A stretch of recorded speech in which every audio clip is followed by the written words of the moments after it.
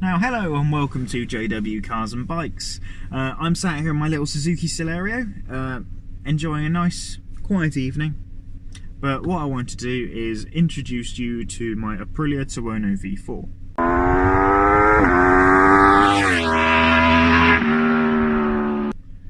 So now you will finally get to catch a glimpse of the bike that is the intro to all my videos.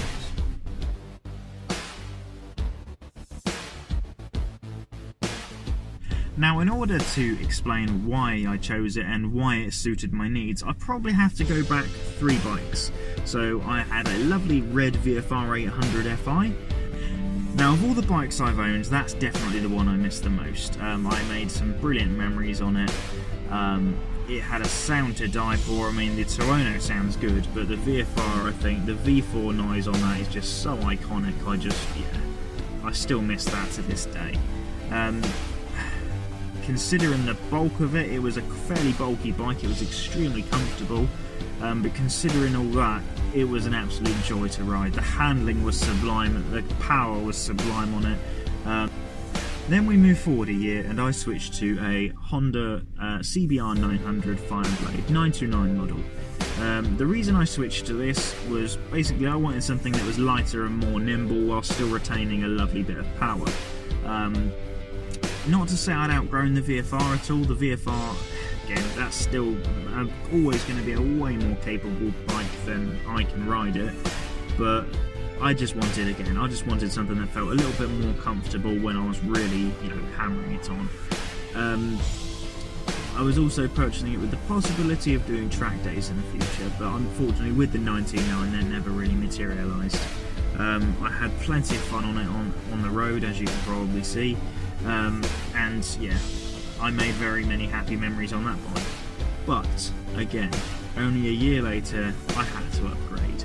I'd ridden a few thousands in the meantime. I decided that I wanted a little bit more of a modern bike, and this bike was going to be the one that I actually started doing track days on. So cue the CBR 1000 RR. Right, now I developed quite a liking for Hondas at this point, and just the build quality of them, how they felt, it's a bit difficult to describe really. Just the way they made you feel was secure. It always felt like a bike that you could depend on no matter what, and I liked that secure feeling about it. The bike, again, it just felt a lot more advanced, a lot more stable. It had a steering damper unlike the 929, and again, I just decided that on track this would be the perfect thing for me to sort of learn my craft and that on. I mean, yes, it is 1000, yes, it's quite grunty, but I was well used to riding them on the road, and I felt like I had decent enough throttle control that I wasn't going to get myself into too much trouble. So I went on to Castle Combe initially. Felt easily fast enough to what I needed to. If anything, the track was a little bit too tight for it though. The Fireblade, as lovely a sports bike it was never the most nimble, and that one definitely felt a very tiny bit heavier than the 929. I think it was, again, the exhaust was, it's an under-seat one, which I maintain to this day as one of the best looking exhaust designs ever. But again, just the way that all the weight felt a little bit more high up than it did on the 929. So I think just that lack of agility a little bit sort of maybe hindered it a little bit on that circuit. But the problem what I had with it was I didn't ever feel really comfortable with the rear end on that bike. Now, it was most likely a psychological thing, but I tried many different suspension settings, many different tyre setups, many different, pretty much everything I could think of, to be honest. And just the back end of the bike never felt completely settled. Powering out of corners and that on it, I mean, I could do enough that I was comfortable enough in the intermediates group, for example. On track days, I generally find myself around the upper end of the intermediates group. But I then went on a track day at Brands Hatch, and yeah, I enjoyed the day very much, I enjoyed myself very much, but I just never felt 100% comfortable on the bike around there. And eventually I made the decision that I needed to change. I've had my time with Honda now, I need to try something else. So then a thought entered my head. The thought was, there is a bike I've been gawping about and, well, basically just been looking at with starry eyes since I passed my test back in 2012. Now at that point, the Aprilia Tuono had been released for less than a year, and it was a bike, the reviews were raving. I'd seen a few of them. I've never had the opportunity to actually ride one up until the time I was actually looking for one, and my god, I test rode my bike and it blew my mind. Absolutely loved every second of the test ride. The noise, the personality, the bike just made me feel like a little kid again. Honestly, it was just spectacularly good. It made the Fireblade feel boring and like a sports tourer by comparison. Now, no disrespect to the Fireblade. It was an RR5 model. It was, again, it's nearly 10 years older than the Tuono, and yeah, it was.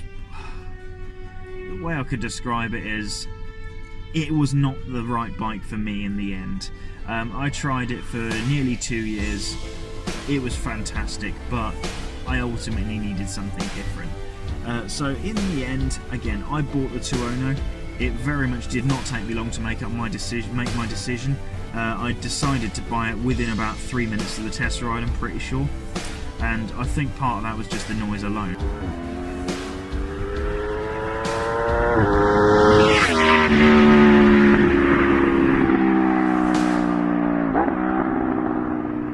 But riding it, every second I spent on it, there was just a bigger smile growing on this face.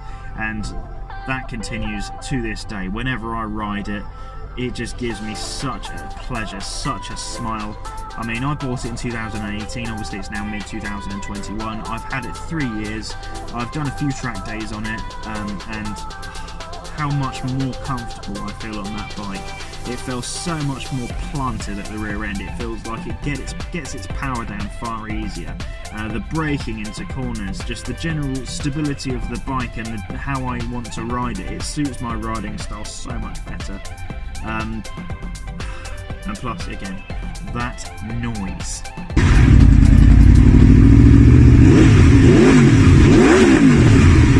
When did I mention it spits flames?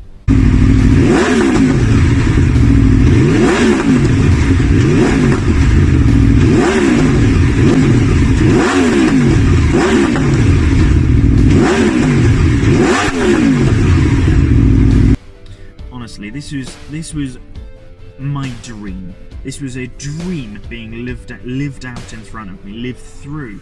I was living through this dream of having this Italian naked bike, or rather I still am.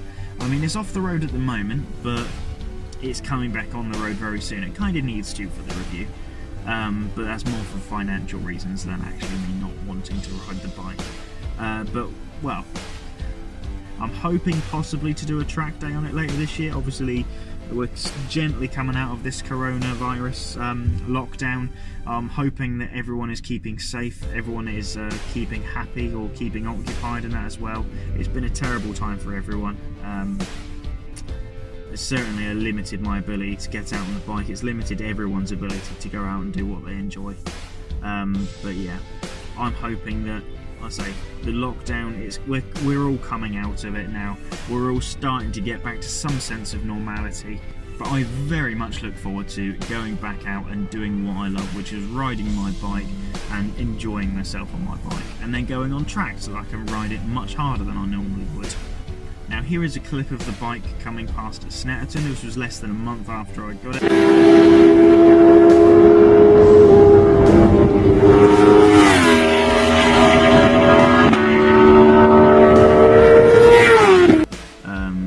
Intermediates group again. I was having a wonderful battle with a Panigale V4. These bikes, I don't think they'd long been out by that point, but I was just astonished the pace that thing had going down the straight. I mean, oh, it made my Tuono feel like a 600.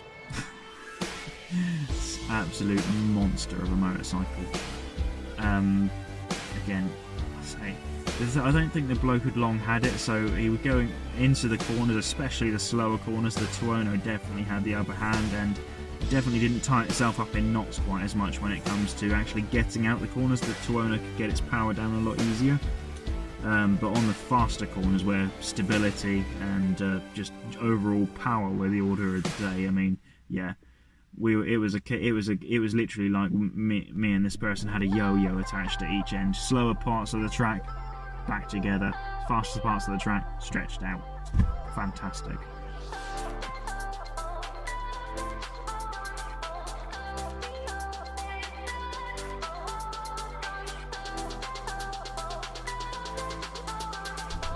Now if you enjoy this video and if you're looking forward to the review that's coming very soon of the Tuono V4, please hit like and that subscribe button. Otherwise, I'm Josh, this is JW Cars and Bikes, thank you very much for watching and bye for now.